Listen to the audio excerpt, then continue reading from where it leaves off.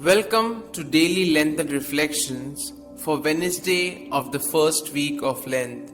Today we shall reflect on the theme not distancing ourselves from God. Today we read from the prophet Jonah.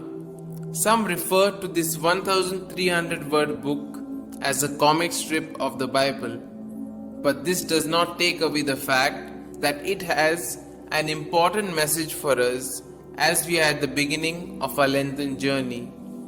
Like other prophets, Jonah was first called by God. Some of God's prophets had their moments of reluctance in responding to the call, but Jonah wins the prize. Jonah simply could not believe that God loves both the Israelites and the Ninevites. Preach penance to the pagans, announce the possibility of salvation to non-Jews. Jonah could not handle this and made an effort to flee as far as he was able from the Lord who had called him. Jonah eventually preaches, the Ninevites are converted and God spares the city. The book of Jonah tells us much about God than it does about Jonah. The message is about how good God is and how loving God is. All men and women can come within the embrace of a caring God. People in many countries of our world, including our own, think about God in an extremely narrow way.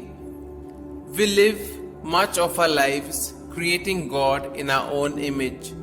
Before it was the norm, Jonah was practicing social distancing from God. Jonah really loses track of who God is.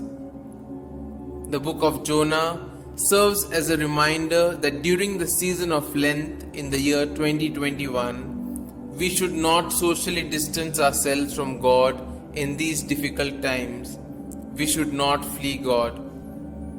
We may even be more creative than Jonah in fleeing God. We may limit God to 1 hour a week. We may spend time convincing ourselves that God only loves the kind of people that I like. We may begin to believe that God cannot possibly forgive me for what I have done. There are multiple ways of fleeing God. But if we find ourselves running this Lent, let us make certain that this merciful and loving God is running alongside us.